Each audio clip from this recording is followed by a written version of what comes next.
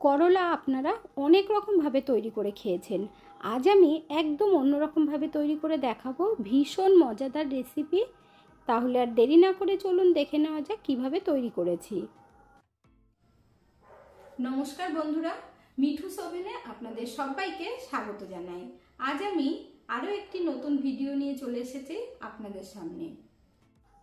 রেসিপিটা তৈরি করার জন্য এখানে 4টে করলা নিয়েছি, 250 গ্রাম ওজনে আছে।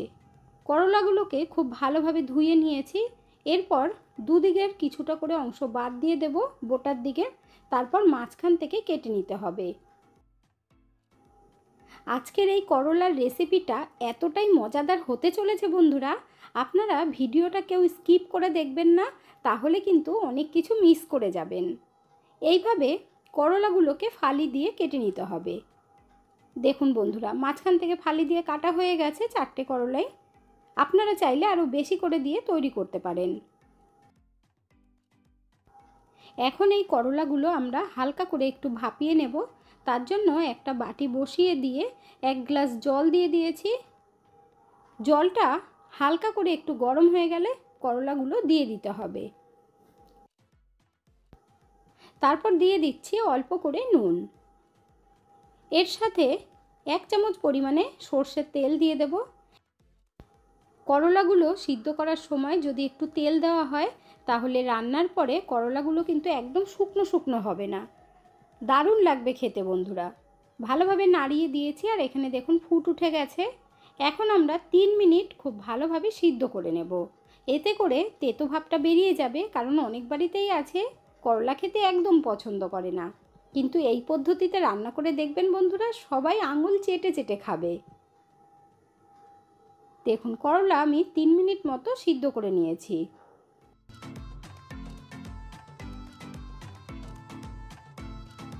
আর দেখুন বন্ধুরা, করলাগুলো কত সুন্দর চকচক করছে, শাইন দিচ্ছে খুব সুন্দরভাবেই।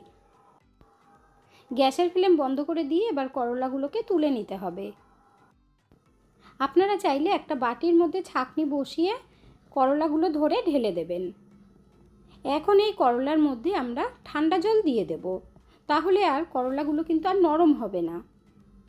ঠান্ডা জল দিয়ে ভালোভাবে ধুয়ে তারপর জলের থেকে করলাগুলোকে একটু চিপে চিপে তুলে নিতে হবে। দেখুন ঠিক এইভাবে কাজটা করে নেবেন। ঠান্ডা জলে দেওয়ার কারণে দেখুন করলাগুলো কিন্তু কালার একটুও নষ্ট হয়নি, পুরো সবুজ রয়েছে। বন্ধুরা, আজকের রেসিপিটা যদি আপনাদের ভালো লেগে থাকে তাহলে আমার চ্যানেলটিকে অবশ্যই সাবস্ক্রাইব করবেন, পাশে থাকা বেল আইকনটি দাবিয়ে দেবেন, সবার সাথে শেয়ার করবেন, একটা লাইক করতে ভুলবেন না কিন্তু। এখন এই প্লেটটাকে আমরা সাইড করে রেখে দেব। তারপর একটা মশলা তৈরি করব। তার জন্য নিয়ে নিয়েছি একটা বাটি, এর মধ্যে 1 চামচ গোটা ধনে দিয়ে দিলাম। তার সাথে দিয়ে দিচ্ছি 2টো শুকনো লঙ্কা। তবে এই শুকনো লঙ্কাগুলো কিন্তু খুব বেশি ঝাল না, একদমই হালকা ঝাল। এর সাথেই আমশি দিয়ে দিচ্ছি 3 থেকে 4টে। আমশি দিলে বেশ টক ভাব হবে, খেতে খুব ভালো লাগবে। যদি আপনাদের ঘরে এই আমশিগুলো না থাকে তাহলে অল্প একটু তেঁতুল দিয়ে দেবেন, কিংবা কাঁচা আম কেটে দিতে পারেন, তাতেও কিন্তু টক হবে, খেতে ভালো লাগবে। এর মধ্যে এখন 3 থেকে 4 চামচ জল দিয়ে দিলাম। এখন আমরা বসিয়ে দেব গ্যাসের ওপরে। 3-4 মিনিট একটু ভালোভাবে সিদ্ধ করে নিলে লঙ্কা, গোটা ধনে আর আমশি ভালো করে কিন্তু সিদ্ধ হয়ে যাবে। এতে করে পেস্ট করতে খুব সুবিধে হবে বন্ধুরা।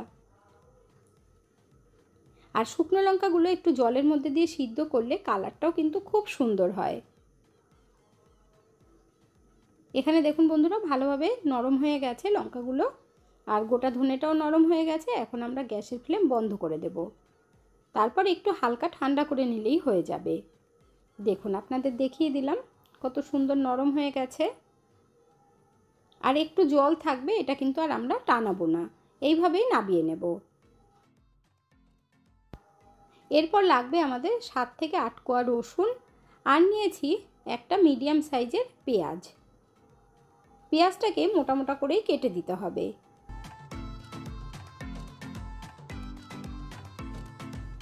এখন আমরা একটা পেস্ট তৈরি করব। তার জন্য মিক্সির ছোট জার নিয়েছি, এর মধ্যে পেঁয়াজ দিয়ে দিচ্ছি, তার সাথে রসুনটাও দিয়ে দিতে হবে। রান্নাটা করতে খুব বেশি টাইম লাগবে না, 10 মিনিটের মধ্যেই কিন্তু আপনারা তৈরি করে নিতে পারবেন। এর মধ্যে এখন ধনে, লঙ্কা, আমশি সব দিয়ে দেব। এখন আমের সিজন, এই সময় সকলের ঘরেই আমশি দেয়, তো আপনারা কিন্তু তৈরি করতে পারবেন এই রেসিপিটা। এর মধ্যে এখন দিয়ে দেব হাফ টি স্পুন জিরে, এতে করে টেস্টটা খুব সুন্দর হবে। তার সাথে 8-9টা দিয়ে দিচ্ছি গোলমরিচ, আর অল্প করে নুন দিয়ে দেব, স্বাদ মতোই দিয়ে দিচ্ছি এর মধ্যে, আপনারা আপনাদের আন্দাজ মতো দেবেন। এখন আমরা ভালোভাবে পেস্ট করে নেব। এখানে আপনাদেরকে দেখিয়ে দিচ্ছি, দেখুন মশলা কিন্তু পুরো পেস্ট করিনি, একটু গোটা গোটা রয়েছে, এতে করে খেতে খুব ভালো লাগবে। এরপর আমরা গ্যাসের উপরে কড়াই বসিয়ে দিয়ে তার মধ্যে 3 চামচ পরিমাণে সর্ষের তেল দিয়েছি। তেলটা ভালোভাবে গরম হবার পর করলাগুলো দিয়ে দিতে হবে। এখন এই করলাগুলো আমরা ভেজে নেব। সিদ্ধ করার সময় নুন দিয়েছিলাম, তাই এখন কিন্তু আমরা নুন দেব না। উল্টে পাল্টে বেশ লাল লাল করে ভেজে নিতে হবে। এখনও পর্যন্ত যারা একটা লাইক বা কমেন্ট করেননি, অবশ্যই করে দেবেন।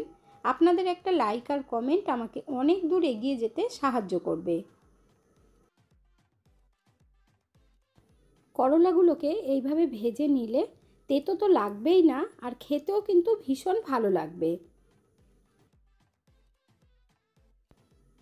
আপনারা সবসময় অনেক রকমভাবেই রান্না করেছেন, তবে আমার মতো করে একবার বানিয়ে দেখবেন, আশা করছি আপনাদের কাছে ভীষণ ভালো লাগবে।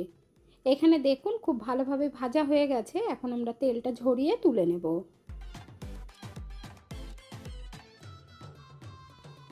করলাগুলো তেল থেকে তুলে নেবার পর এই তেলের মধ্যে দিয়ে দেব অল্প করে মৌরি, তারপর পেস্ট করে রাখা মশলাটা দিয়ে দিতে হবে।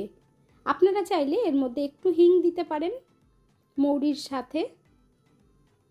এখন আমরা এই মশলাটা খুব ভালোভাবে কষিয়ে নেব। দেখুন বন্ধুরা, শুকনো লঙ্কা দুটো জলে সিদ্ধ করেছি বলে কালারটা কত সুন্দর হয়েছে মশলার। মশলাটাকে আমরা খুব ভালোভাবে কষিয়ে নেব, আর তার জন্য মিক্সির জারটা ধুয়ে অল্প জল দিয়ে দিলাম, না হলে মশলাটা নিচ থেকে লেগে যাবে। আপনারা যদি কখনো এইভাবে না খেয়ে থাকেন, তাহলে অবশ্যই একবার তৈরি করে খেয়ে দেখবেন। আশা করছি আপনাদের কাছে আজকের রেসিপিটা আরও বেশি মজাদার লাগবে। এখানে দেখুন মশলাটা খুব ভালোভাবে কষিয়ে নেব, আর এর মধ্যে এখন দিয়ে দেব হলুদ। আর কিছু দেবার দরকার নেই, কারণ আমরা নুন দিয়ে দিয়েছিলাম একসাথেই পেস্ট করার সময়, আর আলাদা করে লঙ্কা দেওয়ারও দরকার পড়বে না।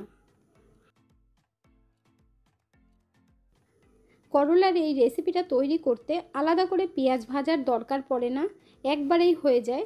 তাই আমরা একটু টাইম নিয়ে মশলাটা কষিয়ে নেব। 10 মিনিটেই রান্না একদম কমপ্লিট হয়ে যাবে। মশলা কষানো হয়ে গেছে, এখন এর মধ্যে ভেজে রাখা করলাগুলো দিয়ে দিতে হবে। তারপর মশলার সাথে আমরা আবার কষিয়ে নেব।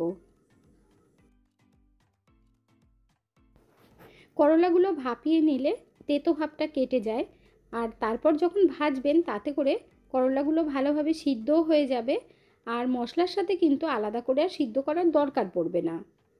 এখানে দেখুন বন্ধুরা কত সুন্দর হয়েছে। এভাবে তৈরি করে গরম গরম ভাত কিংবা রুটি, পরোটা সব কিছুর সাথে পুরো জমে যাবে। এখন আমরা কিছুটা করলা তুলে নেব। দেখুন কালারটাও কিন্তু দুর্দান্ত হয়েছে বন্ধুরা। যারা একটু স্পাইসি খেতে পছন্দ করেন তাদের কাছে তো দারুণ একটা রেসিপি। এখন আমরা এই 3 পিস করলা রেখে দিলাম। অনেকেই আছেন একদম শুকনো খেতে পছন্দ করেন না, যদি একটু মাখা মাখা খেতে চান তাহলে অল্প করে জল দিয়ে দেবেন। একবারেই দুটো রেসিপি কিন্তু তৈরি হয়ে যাবে বন্ধুরা। এখানে দেখুন অল্প জল দিয়ে দিয়েছি, হাফ কাপ পরিমাণে। এখন খুব ভালোভাবে মিশিয়ে দিয়ে একটু ফুটিয়ে নিতে হবে।